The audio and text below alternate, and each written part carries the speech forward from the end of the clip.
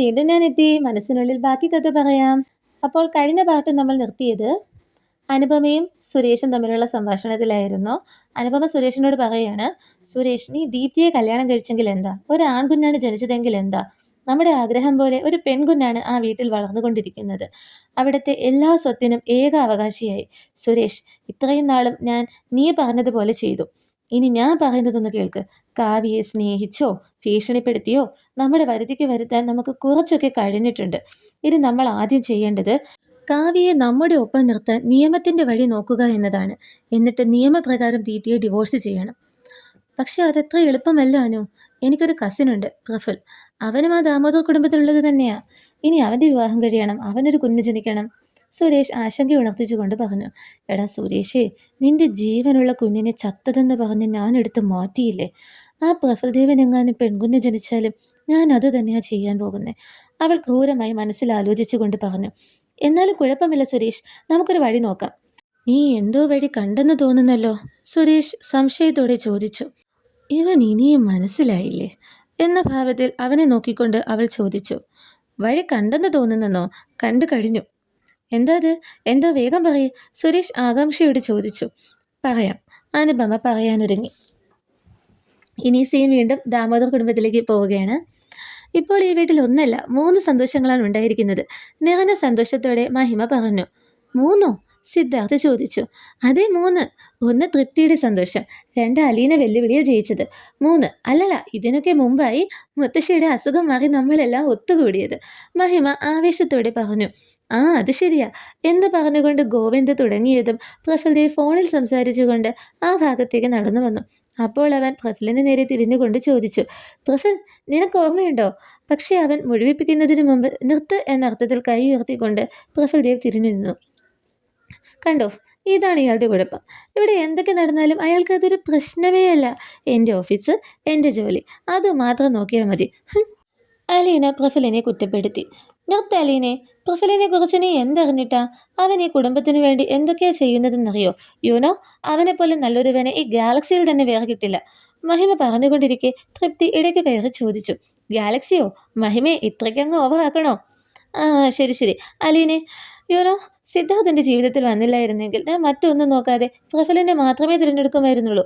Because അവൻ വളരെ നല്ലൊരു വ്യക്തിയാണ്. മഹിമ തർക്കിച്ചുകൊണ്ടിരിക്കെ അവിടെ മറ്റൊരു മധുരമായ സ്വരം കേട്ടു. എക്സ്ക്യൂസ് മീ മഹിമ, നീ ഇതിനെൻ്റെ സിദ്ധാർത്ഥിൻ്റെ മുന്നിൽ വെച്ചാൽ പറയുന്നതെന്ന് ഓർക്കണം. അത് കേട്ട് അവർ വാതിൽക്കൽ നോക്കിയപ്പോൾ അവിടെ വീണ എന്ന പെൺകുട്ടിയെയാണ് അവർക്ക് കാണാനായത്. വീണയെയാണ് പ്രഫുൽദേവ് വിവാഹം ചെയ്യാൻ പോകുന്നത്. വീണ അവിടേക്ക് കയറി വന്നു.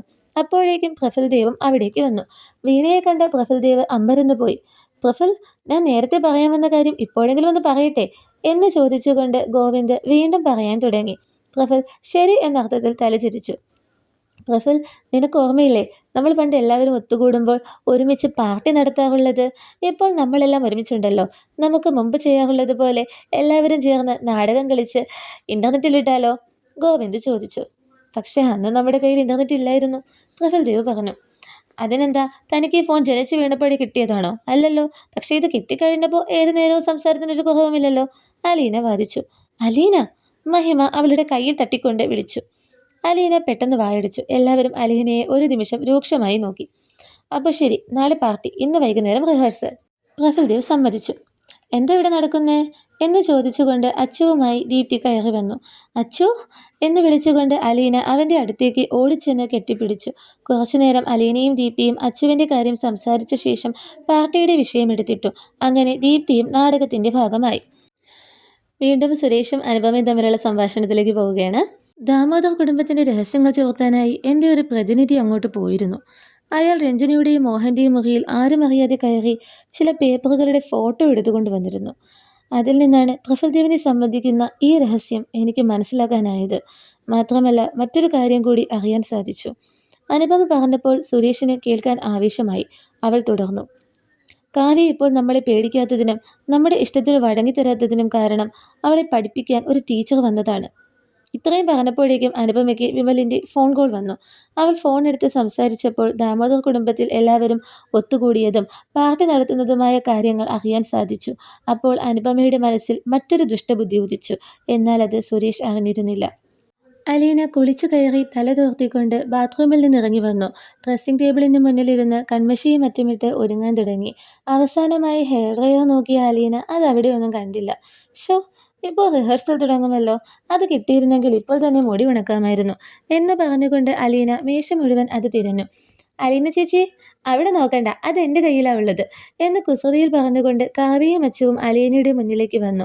കാവ്യ ആ ഹെയർ ഡ്രയർ അലീനയുടെ നേരെ ഉയർത്തിപ്പിടിച്ച് കാണിച്ചുകൊണ്ട് മുറിയിൽ നിന്ന് പുറത്തേക്കോടി. അലീന ഒരു പരിഭവത്തോടെ അച്ചുവിനെ ഒരു നിമിഷം നോക്കിയിട്ട് കാവ്യയുടെ പിന്നാലെ ഓടാൻ തുടങ്ങി. അവൾ ഓടി ഓടി പ്രഫുൽദേവിൻ്റെ മുറിയുടെ അടുത്തെത്തി. പെട്ടെന്ന് അവൾ നിന്നുപോയി. കാവ്യ എങ്ങോട്ടായിരിക്കും പോയിരിക്കുക? അവൾ ചിന്തിച്ചു. നീ എവിടെ നിൽക്കുമായിരുന്നോ അലീനെ? ഞാൻ നിന്നെ എവിടെയെല്ലാം തിരഞ്ഞു, പക്ഷെ കണ്ടില്ല. പിന്നെ കരുതി ആദ്യം പ്രഫുലിൻ്റെ അടുത്തേക്ക് വരാമെന്ന് എന്ന് പറഞ്ഞുകൊണ്ട് വീണ അവിടെ എത്തി. അല്ല, നീ എന്തിനാ എന്നെ തിരഞ്ഞത്? അലീന ചോദിച്ചു. അപ്പോൾ തൻ്റെ കയ്യിലിരുന്ന ഒരു കവർ അലീനയുടെ നേരെ നീട്ടിക്കൊണ്ട് വീണ പറഞ്ഞു. ഇത് നാളത്തെ നാടകത്തിന് തനിക്ക് വേണ്ടിയുള്ള കോസ്റ്റ്യൂമാണ്. അപ്പോഴേക്കും വീണയെ ആരോ വിളിച്ചു.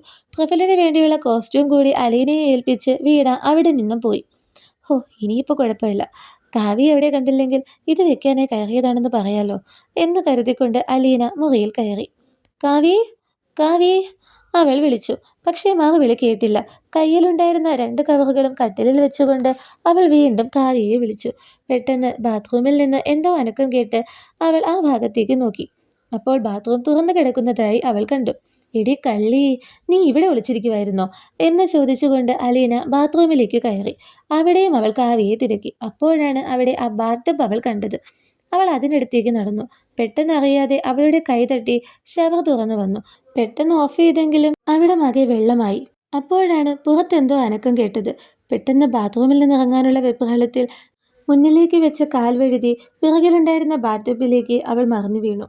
ഭയവും വെപ്രാളവും കാരണം അവൾ അതിൽ കുടുങ്ങിപ്പോയി. അവൾക്ക് ശ്വാസം കിട്ടുന്നുണ്ടായിരുന്നില്ല. ഹോ, ഇനി റിഹേഴ്സൽ ഉണ്ടല്ലോ, ആദ്യം ഒന്ന് കുളിച്ച് ഫ്രഷ് ആവാം എന്ന് പറഞ്ഞുകൊണ്ട് പ്രഫുൽ ബാത്റൂമിലേക്ക് കയറി വന്നത് പെട്ടെന്നായിരുന്നു. വാതിലടച്ച് തിരിഞ്ഞു നോക്കിയ പ്രഫുൽ ആ കാഴ്ച കണ്ട് ഞെട്ടിപ്പോയി. ഓക്കെ ഓക്കെ, അപ്പോൾ നിങ്ങൾ ഇപ്പോൾ തന്നെ പുറപ്പെട്ടോളൂ. നാളെ സമയംപോലെ നടത്താനാണ് ഉദ്ദേശിക്കുന്നത്. അതുകൊണ്ട് ഇപ്പോഴേ ഒരുക്കങ്ങളൊക്കെ പൂർത്തിയാക്കിയാൽ വളരെ നന്നായിരിക്കും. തൃപ്തി ഫോണിൽ സംസാരിച്ചുകൊണ്ട് തിരിഞ്ഞു നിന്നു. കൈകൾ രണ്ടും ഇടുപ്പിൽ വെച്ചുകൊണ്ട് മുന്നിൽ മഹിമ. തൃപ്തി, നിന്നോടല്ലേ പറഞ്ഞത് ഇത് നിനക്കും അശോകനും വേണ്ടി കൂടിയുള്ള പാർട്ടിയാണെന്ന്? ആ, അതിനിപ്പോൾ എന്താ? എന്നിട്ടാണോ നീ തന്നെ ഒരുക്കങ്ങളൊക്കെ ചെയ്യുന്നത്? ഒരുക്കങ്ങൾ നമ്മൾ ചെയ്തോളാം. മോളിപ്പോൾ അങ്ങോട്ട് ചെല്ല്. മഹിമ തൃപ്തിയെ പറഞ്ഞു വിട്ട് തിരിഞ്ഞു നടക്കാൻ ഒരുങ്ങിയതേയുള്ളൂ. പെട്ടെന്ന് അവളുടെ കയ്യിൽ ആരോ കടന്നു പിടിച്ചു. അവൾ തിരിഞ്ഞു നോക്കി. സിദ്ധാർത്ഥായിരുന്നു അത്. സിദ്ധാർത്ഥ്, നീയോ? നീ ഇപ്പോൾ എന്തേ കാണിക്കുന്നേ? അടക്കി വെച്ച ആവേശത്തോടെ അവൾ പതുക്കെ ചോദിച്ചു. നീ അന്നേരം അവിടെ വെച്ച് എന്തായിരുന്നു പറഞ്ഞത്? അവൻ അവളുടെ കുറുനിരകളിൽ തഴുകിക്കൊണ്ട് ചോദ്യം ചോദിച്ചു. ഓ, പ്രഫുലിനെ പറ്റി പറഞ്ഞതാണോ? അപ്പോൾ നിനക്ക് പൊള്ളിയല്ലേ? മഹിമ കുസൃതിയിൽ തിരക്കി. ഇല്ലേ, ഇല്ലെന്നല്ലേ പറഞ്ഞത്. അതെന്താ? കാരണം നീ പറഞ്ഞത് സിദ്ധാർത്ഥിൻ്റെ ജീവിതത്തിൽ വന്നില്ലായിരുന്നെങ്കിലെന്നാ. സിദ്ധാർത്ഥ് ഒരു പുഞ്ചിരിയോടെ അവളെ നോക്കി. അവൾ പ്രണയം കലർന്ന അത്ഭുതത്തോടെ അവൻ്റെ കണ്ണുകളിലേക്ക്. പ്രഫുൽ ഓടിച്ചെന്ന് അലീനയ്ക്ക് കൈ കൊടുത്തു. അവൾ അവൻ്റെ കയ്യിൽ പിടിച്ചു. അവൻ അവളെ വലിച്ചു പുറത്തെടുത്തു. പുറത്തെത്തി തറയിൽ കാൽത്തൊട്ട വേഗത്തിൽ അവൾ അവൻ്റെ ദേഹത്തേക്ക് ചാഞ്ഞു വീഴാൻ പോയി. തൻ്റെ കാലുകളെ നിയന്ത്രിച്ചു നിർത്തിക്കൊണ്ട് അവൾ ഒരു നിമിഷം പരിഭ്രമത്തോടെ അവൻ്റെ മുഖത്തേക്ക് നോക്കി. ഓ, ആ വീണമോള് വന്നിട്ട് ദേവൻ അവളെ മൈൻഡ് ചെയ്യുന്നില്ലല്ലോ. ആ കൊച്ച് എന്ത് കരുതുവോ ആവോ. മറ്റത് എപ്പം നോക്കിയാലും ബിസിനസ് എന്ന് പറഞ്ഞാൽ നടക്കുന്നേ. ഇപ്പോൾ അതേ നാടകത്തിൻ്റെ പിറകെയായി എന്ന് പറഞ്ഞുകൊണ്ട് രഞ്ജിനി പ്രഫുൽദേവിൻ്റെ മുറിയിലേക്ക് വന്നു കയറി. മുഖം ഒരു വശത്തേക്ക് ചരിച്ചുകൊണ്ട് അലീന അസഹനീയമായി ചുമച്ചുകൊണ്ടിരുന്നു. നീ എന്താ ഇവിടെ ചെയ്യുന്നേ? പ്രഫുൽദേവ് അലീനയോട് ചോദിച്ചു. ഞാനെന്താ ഇവിടെ ചെയ്യുന്നേ? അലീന സ്വയം ചോദിച്ചു. അത് കേട്ട് അവൻ എന്താ പറഞ്ഞേ എന്നായി. ഒന്നുമില്ല, അലീന പരിഭ്രമിച്ചു. ഇവിടെ നിന്ന് ഇറങ്ങിത്തരാമോ? അവൻ ചോദിച്ചു. ആ, അതിനെന്താ എന്ന് പറഞ്ഞുകൊണ്ട് അവൾ വാതിൽ പതിയെ തുറന്നതും അവൾ രഞ്ജിനിയെ കണ്ട് വാതിലടച്ചു. എന്താ എന്താ പറ്റിയേ? പ്രഫുൽ ചോദിച്ചു. രഞ്ജിനി മാഡം, അവൾ പറഞ്ഞു. മോനെ പ്രഫുലേ, നീ എവിടെയാ? രഞ്ജിനി വിളിച്ചു. അപ്പോഴേക്കും വീണ ആ മുറിയിലേക്ക് കയറി വന്നു. ആ വീണ മോളെ, നീ എത്തിയോ? നീ ഇവിടെ ഇരിക്കുക കേട്ടോ, പ്രഫുൽ ഇപ്പോൾ വരും എന്ന് പറഞ്ഞുകൊണ്ട് രഞ്ജിനി മുറിയിൽ നിന്നും പോയി. അമ്മയാണോ? അമ്മ ഒന്നും കരുതില്ല, പ്രഫുൽ പറഞ്ഞു. എന്ത് കരുതില്ലെന്ന് അലീന മനസ്സിലാകാതെ ചോദിച്ചു. നീ കരുതുന്നത് പോലെ ഇവിടെ ആരും ഒന്നും കരുതില്ല, പ്രഫുൽ പറഞ്ഞു. ഞാനിപ്പോൾ എന്താ കരുതിയേ? അലീന ചിന്തിച്ചു.